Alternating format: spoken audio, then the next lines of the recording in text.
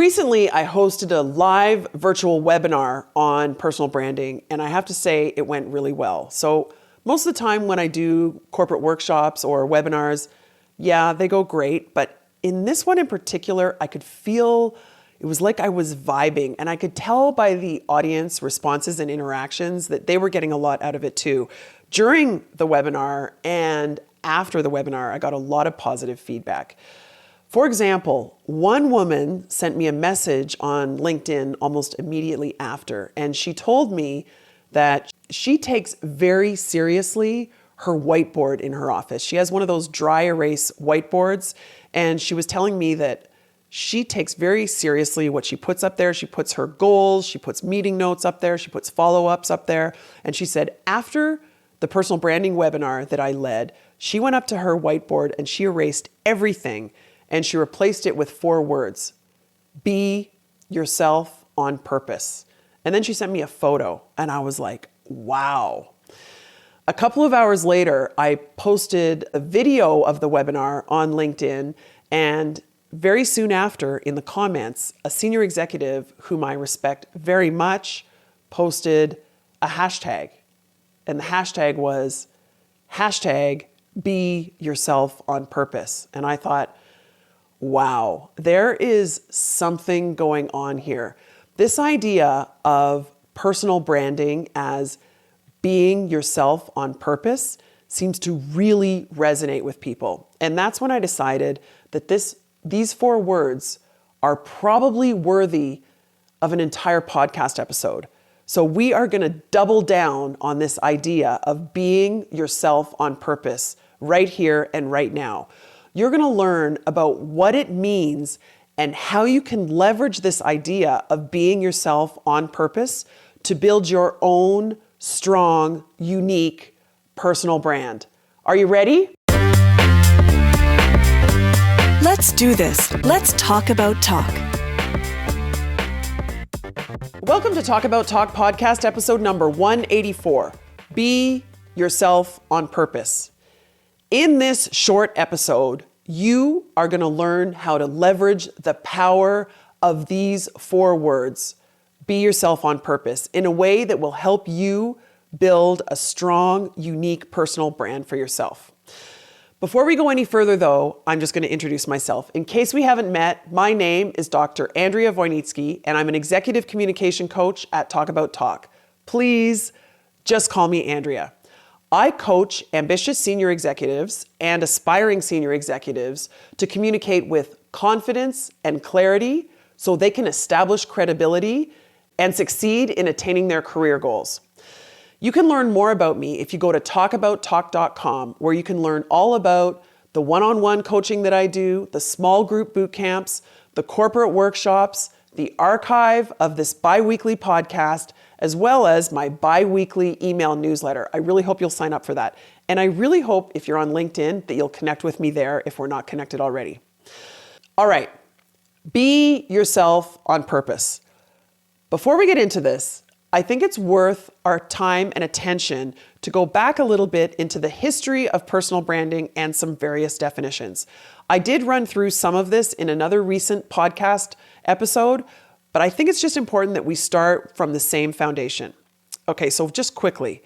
In 1997, when I was a brand manager at Kraft Foods, I received a hard copy of the Fast Company magazine. Do you remember back when we used to get hard copies of magazines? They were kind of nice to leaf through, weren't they?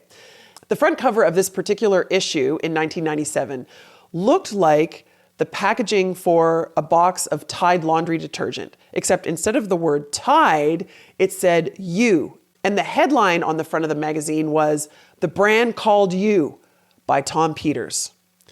I remember being in my office, receiving this magazine, closing the door, and sitting down and devouring this article. Tom Peters did not invent the term personal branding, but he really brought it into our popular corporate culture. What he was advocating is that we take what we know as strategic brand marketers, things that we apply to the products and the services that we're marketing, and we turn that and apply it to ourselves as personal branding. So whether it's your point of differentiation or your target market or your brand values, all of these things apply not just to products and services, but also to people. My brain exploded. I never forgot that moment. And fast forward many years, when I was teaching at Rotman in the MBA program, at the end of every semester, I would always dedicate one of the classes at the end to personal branding. And I would tell the students, everything that we've learned this semester about branding and about marketing, you can apply to yourself. Okay, so that's a little bit of the history from 1997. Fast forward many years, there's another definition of personal branding that you've probably heard. And this definition is from Jeff Bezos, the founder of Amazon. He famously said, your brand is what people say about you when you're not in the room. Your brand is what people say about you when you're not in the room. This is a beautiful mental exercise that I take my clients through when I'm coaching them on their personal brands. In fact, I would say it was the definition that I was using for several years, but it's a great mental exercise. So ask yourself, what are your important stakeholders, whether it's, your clients or your boss or your investors, whoever those important stakeholders are in your career, what are those people saying and thinking about you when you're not there? That is your brand. And by the way, if they're thinking and saying things that are a little different from what you wish they were saying and thinking, that's okay. That just means you have some work to do with your personal brand. And that's why we're here.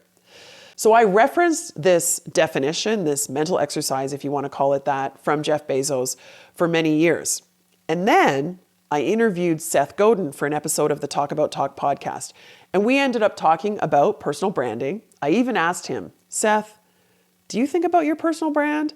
That was one of my favorite conversations.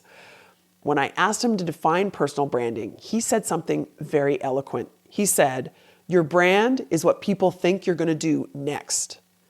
I remember my brain exploding and I was thinking, wow. So it's not just what people are thinking and saying about you, but it's what they think you're going to do next.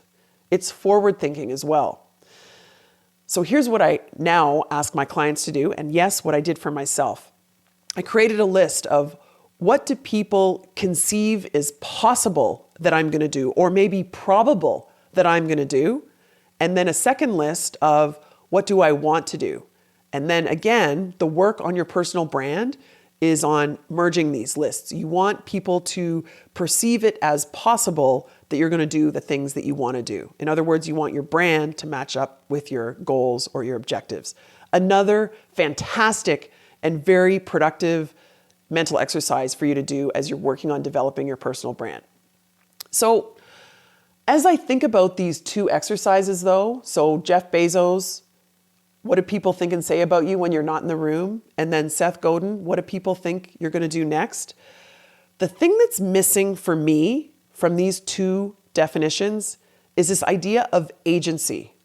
So what do I mean by this? Agency as in the control that you have. Agency as in the influence that you have over your brand. I mean, of anyone in the world, you are the one that has the most influence on your brand. And to me, these other two definitions, or I call them mental exercises, they're very sort of retroactive. It's what's happening based on your past. What are you doing in the future? So based on this thinking and this desire to, acquire some agency over our personal brands, I developed a different definition. And it is the title of this podcast episode. Personal branding is about being yourself on purpose. Personal branding is about being yourself on purpose. So while many of us go with the flow in our career, right? You graduate from college or university, you apply for a bunch of jobs, you get a job, you do what your boss says, you get promoted, maybe you change companies, things kind of happen to you. This is about taking some agency, some control, some influence, and exercising that over your personal brand, over your professional identity, over your reputation. So imagine what would happen if starting today, you started to exercise some of this agency over your brand.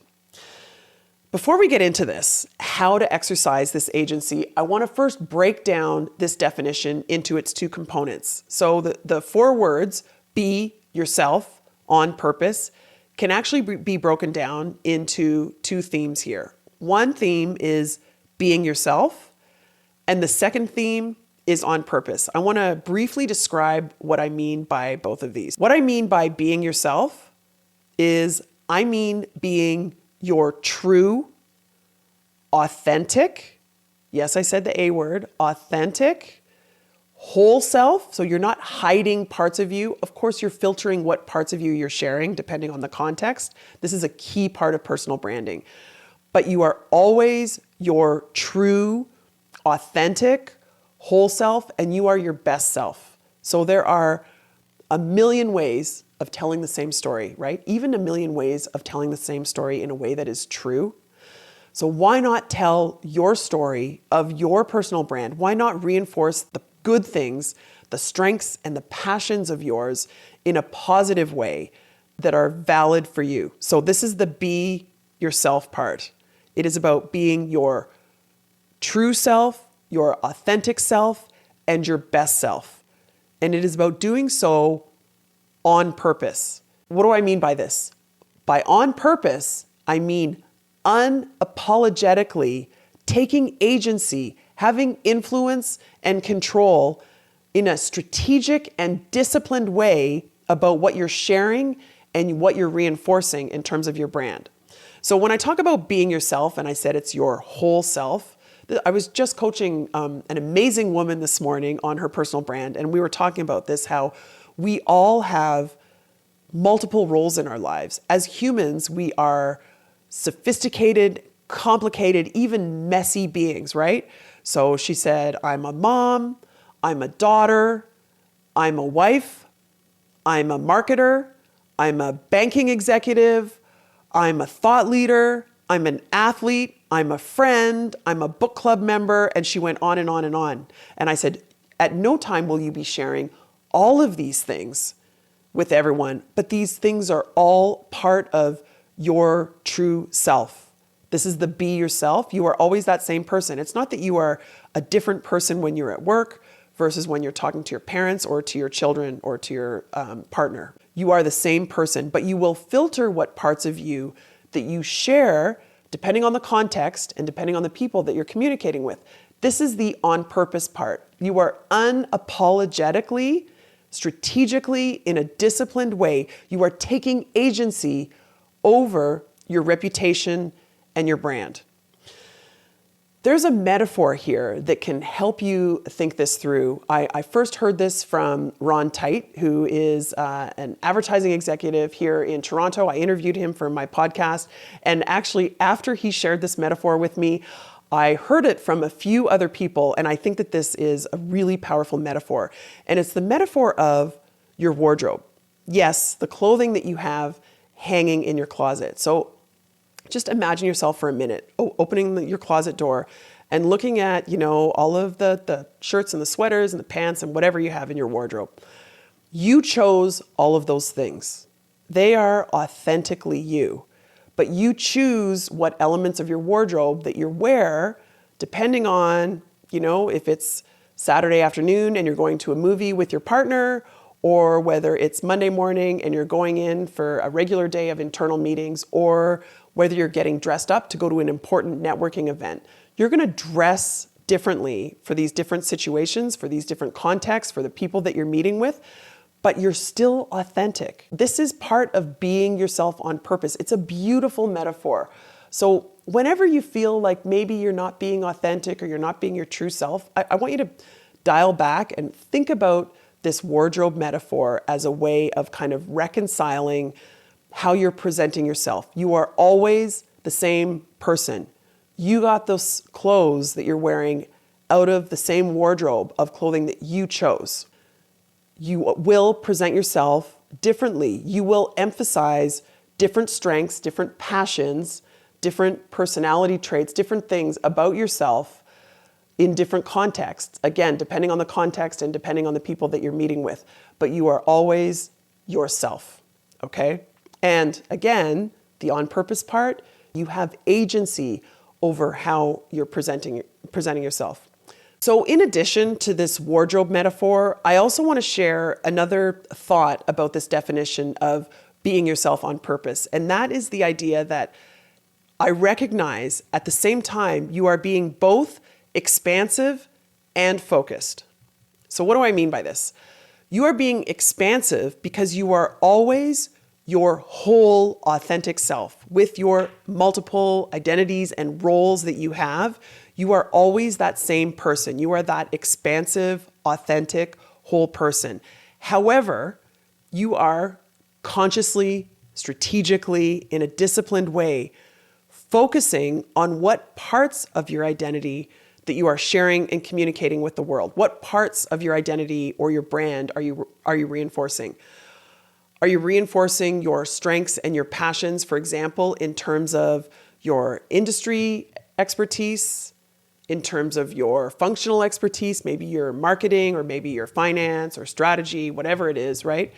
Maybe in terms of your specific leadership style, right? Are you a strong mentor? Are you a collaborative leader? What is your specific leadership style? These are all things that you can focus on. So I recognize it's like you're balancing between this idea of being expansive and focused at the same time. If it's feeling messy and awkward, you're probably doing it right. We are sophisticated and complicated and yes, messy human beings. And acknowledging that, and then again, taking the agency to focus on what parts of our identity, what strengths and what passions we really want to reinforce. This is where you can really get some traction. And you know what I hear from my clients all the time? I hear two things. I hear, Andrea, I have never thought about myself before in this strategic and disciplined way. And it's actually very satisfying. That's one thing that I hear. And then the second thing I hear is, it's incredible how with just a little bit of effort, I can make a massive, massive impact on my brand. I'm already internally feeling differently. I can tell that other people are interpreting me in a different and an improved way as well. So those are two pieces of feedback that I hear a lot, and I hope that they inspire you. So now that we've defined what I mean by being yourself on purpose, I want to share with you three different contexts where you can put this into action starting right now, okay? The first one, if you've been listening to the Talk About Talk podcast, is probably not going to surprise you, but it's with your self-introduction. So I coach people this framework, which is 3 points. You start with with the present, who you are, then you go to the past and you establish credibility by talking about your past, and then you make an enthusiastic statement about the future. So it's present, past, future. My challenge to you in this context of your self-introduction is to be yourself on purpose with every stage of your self-introduction. So here's the thing. Your self-introduction is the most direct way for you to reinforce, to take agency over your personal brand, right? These are your words from you, about you. And unfortunately, I think a lot of us just trivialize the self-introduction. It's like this awkward thing where we talk about ourselves for a minute and then we pass it on to the next person. My challenge to you is to be yourself, your best self, your true self on purpose. So thinking strategically, what are the things that I can mention in my self-introduction that are going to reinforce the things that are going to help me in this context with these people? So what parts of my brand do I want to communicate? And then make sure you nail them when you talk about the present. So here, this is what I do. This is how I do it. And then the past. Here are some things that I've done in the past. Make sure that they, again, reinforce the identity that you are strategically trying to reinforce. And then your future statement. So that is the first way to put this be yourself on purpose into action right now, is with the context of your self-introduction. The second context is when you're making comments in meetings. And by the way, this goes for whether you are the most senior person in your organization or the most senior person in the meeting, the person who probably is leading the meeting, whether you're, a middle manager or even whether you're brand new, there are a few prompts that I encourage my clients to use that can really help you here and that are really about being yourself on purpose. So here's my suggestion. Here's the prompt. There's some topic being discussed in the meeting, and there maybe is a decision to be made. An advertising agency says, here are 3 campaigns that we're suggesting, and we want to hear which one, your team believes we should go with. And they go around the table. And it's coming to you, and you've got to say something, right? Here's what I suggest you say. Based on my experience, or based on my expertise in blank, here's what I think. So you're not saying that you know everything, but you are saying based on your experience or based on your expertise. And if you can label your experience or your expertise, you could say, based on my experience last year managing this brand, or based on my expertise with consumer insights, I believe that option B is best because, right? So what you're doing is you are implicitly or maybe even explicitly reinforcing your expertise and your experience and your personal brand. So when you are making comments in meetings, pull your comments back to reinforce what your value add is. I remember one time I was in a hospital board meeting and people were discussing a certain topic. And I remember thinking, this is so far out of my league. Like, I don't really know how hospitals run. And then I thought to myself, Andrea, why are you here? You're here based on your business experience at teaching at a business school, strategy and brand marketing. Those are the 2 things where you have unique value, and that should be your brand in this meeting. And yes, I thought that consciously. And I raised my hand and I said, based on my experience and my expertise in brand marketing, my suggestion is this. This is why I recommend this. And here are some reasons why. 1, 2, 3. And I remember literally, physically seeing people in the meeting turning their chairs around and like raising their eyebrows like, oh, that is an interesting perspective that we wouldn't have had unless someone with that background and that expertise and that brand had raised her hand. So this is a second context where you can really reinforce your personal brand, where you can be yourself on purpose. When you're interjecting and making comments in meetings, you can reinforce your identity by explicitly articulating what your experience or your expertise is. Okay, so the first way to reinforce your personal brand is with your self-introduction. The second is with the comments that you're making in meetings. The third way that you can reinforce your personal brand and you can be yourself on purpose is through the stories that you're telling. Remember I said earlier, there are a million ways of telling the same story, even a million ways to tell this same story in a way that is true and authentic. So why not tell the story in a way that serves you? I catch people all the time when I'm coaching boot camps and I'm listening to their self-introductions and they say things that are just not quite as strong or positive as they could be, even in a way that's true. So I want you to really double down in a focused, strategic, and disciplined way on thinking about how the stories and even the phrases and the words that you're sharing with other people are being interpreted. Recently, I was coaching a gentleman who I'm coaching him on his professional identity and his personal brand. This gentleman is a rock star, and he has had a multi-decade career at the same organization where he very quickly went from like the most junior level all the way up to SVP. And recently at the SVP level, he ended up getting let go because he didn't see eye to eye with the CEO. So we were talking about how to create a narrative around this career transition that he's now experiencing. And he said something like, well, the CEO thinks that I blah, blah, blah. I said, hang on a second.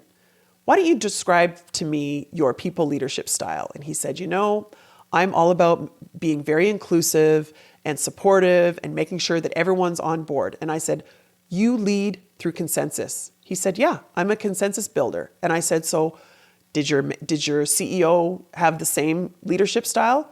He said, not at all. He's an authoritarian. He's a dictator. which is the opposite of, and that's basically why he let me go. And I said, listen, you have a very strong narrative. When you are sharing the story of what happened to you, especially with regards to this career transition, you need to reinforce your consensus style of leadership and how you didn't see eye to eye with this, frankly, toxic leader. You don't need to use those words with the current leader that you had. And then you say, so we decided to part ways because my leadership style and his leadership style just simply weren't compatible. And then you double down on explaining what your leadership style is and how it's worked in the past and how it can work in the future. Bam, right? So this is a fantastic example of how the way you tell your story can have a huge impact on your personal brand. Okay, so I hope you find that helpful. 3 different ways that you can be yourself on purpose, 3 specific ways. The first context is your self-introduction. The second is how you interject and make comments in meetings in a way that reinforces your experience and your expertise. And the third is how you tell stories, and particularly stories about yourself and maybe when you had career transition or maybe when you were leading a team, right? So what was your role? What are you taking credit for? Think very carefully about how you're telling the story, what phrases and what words you're using. I hope that breaking down these 4 words in terms of what they mean and in terms of various contexts where you can be yourself on purpose is inspiring for you. Here's my hope. I hope that you will write these 4 words down. You might write it down on the whiteboard in your office. You might write it down on a sheet of paper and stick it to the side of your laptop or your keyboard. You might write it at the top of your to-do list. Write it somewhere where you're going to be reminded constantly to be yourself on purpose. Be your true, authentic, best self on purpose. Exercise some agency. Unapologetically reinforce your strengths, your passions in a strategic and disciplined way. That is what personal branding is all about. If you're keen to get more coaching from me on personal branding, there's a few things that you can do. Like I said, if you go to talkabouttalk.com, there is a search bar at the top. If you search personal branding, you'll be able to access all of the podcast episodes and all of the newsletters that I've written on personal branding. So there's the podcast, there's the newsletter. I also do one-on-one coaching and I do boot camps on personal branding. So please check out the website there and you'll be able to see all the information. All right, that is it for this episode number 184. Now go and be yourself on purpose. Thanks for listening and talk soon.